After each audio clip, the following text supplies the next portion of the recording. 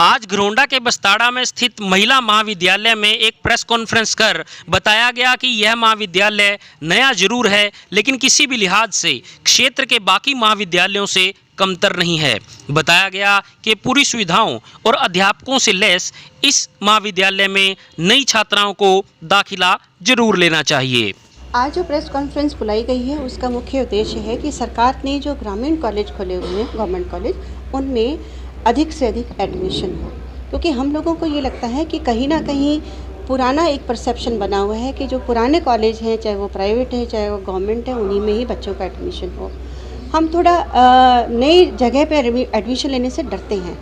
हमें ये लगता है कि पता नहीं वहाँ इंफ्रास्ट्रक्चर है, फैकल्टी है या नहीं है। तो मैं आप लोगों को यह आश्वासन देना चाहती हूँ कि जितने भी नए गवर्नमेंट कॉलेज खुले हुए हैं, खासतौर पर ग्रामीण अंचल में जो कॉलेज खुले हुए हैं, वहाँ पूरी फैकल्टी है, पूरा इंफ्रास्ट्रक्चर है, पूरी फंडिंग है, और मैं कहती हूँ फंडिंग ज़्यादा है जो पुराने कॉलेजेस हैं। तो अगर हम यहाँ पढ़ते हैं तो एक तो पर्सनल अटेंशन बच्चों को मिलेगी, क्योंकि सीट्स अभी कम है, यहाँ पर कोर्सेज भी कम है। जैसे जैसे समय बीतेगा, बिल्डिंग हैंडओवर होगी, तो नए जो कोर्सेज हैं वो यहाँ पर आ जाएंगे। और सबसे खास बात यह है कि अगले साल से न्यू एजुकेशन पॉलिसी भी लागू हो रही है। तो हरियाणा पहला प्रांत ऐसा होगा जो न्यू एजुकेशन पॉलिसी को लागू करने जा रहा है, और उसमें सबसे पहले जो गवर्नमेंट कॉलेजेस हैं उनको निर्देश आने वाले हैं कि आप न्यू एजुकेशन पॉलिसी को लागू कीजिए। तो उसमें भी जो गर्ल्स एजुकेशन है उसके ऊपर बहुत जोर दिया जा रहा है। तो मैं ये चाहती हूँ कि लोगों का परसेप्शन बदलिए।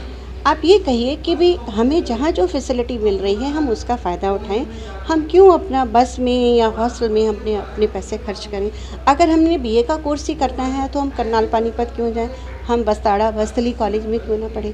ठीक है, हमें तभी इधर उधर जाने की ज़रूरत है अगर हमारे पास वो कोर्स यहाँ पर अवेलेबल नहीं है। मैम, आजकल देखा जा रहा है कहीं ना कहीं प्रोफेशनल कोर्स की तरफ जो है ध्यान ज़्यादा रहता है, कहीं ना बेसिक की तरफ जो है जो ग्राफ जो है कम है। क्या कारण मानते हैं? मैं यही बात आपको कहना चाह रही हूँ कि जो न्यू एजुकेशन पॉलिसी है हमारी, उसके अंदर दोबारा से हम बेसिक कोर्सेज की तरफ जा रहे हैं। अगर हमारी बेसिक क्लियर नहीं होगी तो प्रोफेशनल कोर्सेज क्या कर लेंगे। अगर आपको ग्रामर नहीं आती, आपको भाषा नहीं आती है, तो आप टाइपिंग कैसे करेंगे। दिक्कत यही आ रही है। अगर आप अपनी मीडिया में भी देखें तो जो प्रेस नोट जो पहले छपा करते थे वो नहीं आ रहे हैं। तो इसीलिए हमें बेसिक तो जोड़ना ही पड़ेगा। हमें साइंस भी बेसिक चाहिए, हमें ह्यूमैनिटीज़ के भी बेसिक सब्जेक्ट्स चाहिए, लेकिन प्रोफेशनल कोर्सेज भी चाहिए। इस कॉलेज में कौन कौन सी ब्रांचेज हैं? इस कॉलेज की अगर हम बात करें, क्योंकि नया कॉलेज है, 2 साल ही इस कॉलेज को शुरू हुए हैं, तो यहाँ पर कंप्यूटर है, नॉन मेडिकल है और आर्ट्स है। अभी ग्रेजुएशन थी ना? कॉमर्स के भी हैं। हाँ, पोस्ट ग्रेजुएशन भी है? नहीं, पोस्ट ग्रेजुएशन नहीं है अभी। मैम, 100% रिजल्ट रहा है कोरोना के बाद, कहना कि कंपटीशन रहेगा बहुत ज़्यादा रहेगा, क्योंकि कोई कंपार्टमेंट नहीं है। जिसके भी देखें आप, किसी के 85, किसी के 87। इसलिए मुझे उम्मीद है कि अगर आप पूरी तरह से हमारा साथ देते हैं तो हमारे सभी कॉलेजेस के अंदर एडमिशन होगा, क्योंकि सीट्स तो लिमिटेड ही है ना। पिछले लगभग 1-1.5 साल से पूरी दुनिया इस पैंडेमिक से जूझ रही है। कॉलेजेस पे किस तरह का इफेक्ट पड़ा, क्या मानती हैं आप? अगर हम इसकी पर्टिकुलरली कॉलेज की इफ़ेक्ट की बात करते हैं तो बहुत ज़्यादा पड़ा है। बच्चे हैं वो घरों में बंद हैं, और टीचर्स भी हैं। टीचर्स के ऊपर भी काफ़ी ऑनलाइन पढ़ाने का दबाव पड़ा है, बच्चों को ऑनलाइन पढ़ने का है। अब आप देखिए, आपके पास एक छोटा सा इंस्ट्रूमेंट है मोबाइल, इसमें हम कितनी देर काम कर सकते हैं। तो कहीं ना कहीं हेल्थ इश्यूज़ भी हैं, साइकोलॉजिकल भी हैं, फिज़िकल भी हैं हेल्थ इश्यूज़।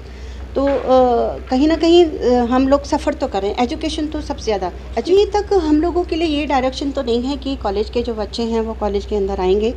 जहाँ तक मुझे लगता है, मैं समझ रही हूँ कि 100% तो वो उसकी बात नहीं कर रहे हैं, लेकिन हाँ, तैयारी है उनकी खोलने की। थोड़ी वेट कर रहे हैं कि जैसे सितंबर में ये माना जा रहा है कि थर्ड वेव शुरू होगी। मेरा ये मानना है कि थर्ड वेव आएगी या नहीं आएगी वो हमारे हाथ में है। अब मेरे हाथ में ये मास्क है, अगर हम सब इसका लगा के रखें और एक डिस्टेंस के साथ हम बात करते रहें तो थर्ड वेव नहीं आएगी। लेकिन ये चीज़ बहुत मुश्किल है। मैं नहीं समझा पा रही हूँ। अपने स्टाफ को भी मैं कहती थी और स्टूडेंट्स को भी मैं कहती थी कि बेटा ये मास्क ज़रूर लगा के रखो। तो वो उनके अपने अपने आर्गूमेंट्स थे, जो भी वजह रहे हो। हमारे लिए ये जानना बहुत ज़रूरी है कि पहले हेल्थ है, फिर एजुकेशन है। तो प्रिकॉशंस तो हमको लेनी पड़ेगी, और इसके साथ हमें जीना भी सीखना पड़ेगा। थर्ड आएगी, फिर फोर्थ आएगी, फिर फिफ्थ आएगी, अगर हम प्रिकॉशंस नहीं लेंगे। तो आप यही कहिए कि अगर जल्दी से जल्दी कॉलेजेस के अंदर आना है तो हमें मास्क का प्रयोग तो करना पड़ेगा। आज की जो प्रेस कॉन्फ्रेंस है, इसका जो मुख्य उद्देश्य रहा है वो ये रहा कि अभी हरियाणा गवर्नमेंट सरकार के माध्यम से हमारे उच्चतर शिक्षा विभाग के माध्यम से जो अभी एडमिशन प्रोसेस कॉलेज में शुरू हो चुका है, जो 16 तारीख से, उसी को आगे ध्यान में रखते हुए करनाल के 10 जो राजकीय महाविद्यालय जो सरकार ने पिछले कुछ 1-2 वर्षों में खोले थे, उनमें अब हमें आपके माध्यम से हम कहते थे कि अभिभावकों से और बच्चों से अपील करें और अपनी जो हमारी जो फीचर्स हैं कॉलेज के अंदर, जो विशेषताएं हैं, उनको आपके सामने उनको रखना चाहते हैं ताकि हम इसका फ़ायदा हमें एडमिशन में मिल सके। और एडमिशन सीटों की स्थिति की बात की जाए तो वो क्या है 10 कॉलेज? हाँ जी, एडमिशन सीट है जो, उनकी क्या स्थिति है? देखिए, हर करनाल में अगर बात करूं तो करनाल में करीबन लगभग से डाटा हम आपको अभी दे रहे हैं, 9000 सीट्स हैं बच्चों को जो अभी फर्स्ट ईयर में एडमिशन लेंगे करीबन 21 कॉलेज में।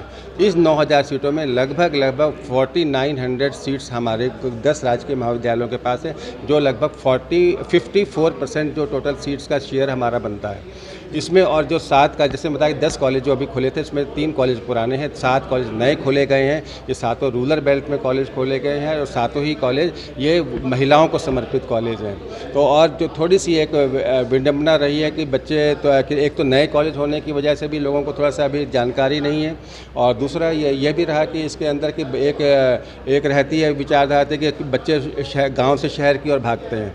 तो उसको रोकने के लिए हम भी बताना चाहते हैं आपके गाँवों में इन कॉलेजेस में आप देखिए, घूम कर देखिए, जो फैसिलिटी जो इंफ्रास्ट्रक्चर हमारे पास है वो शायद कहीं किसी के पास नहीं होगा। एक स्टाफ की कोई कमी नहीं है। फीस स्ट्रक्चर जैसा कि मैंने बताया कि लगभग 10 गुना तक कम है। और इसके अलावा आप देखेंगे तो हम बच्चों को अर्न वायु लर्न की स्कीम का जो हम फ़ायदा बच्चों को देते हैं, कंप्यूटर एजुकेशन, ऑनलाइन एजुकेशन, पूरा कैंपस हमारा वाईफाई है, हमारे पूरा काम हमारे डायरेक्टरेट के अंदर हरियाणा में शायद एजुकेशन डिपार्टमेंट एक ऐसा डिपार्टमेंट है कि पूरा काम ऑनलाइन होता है।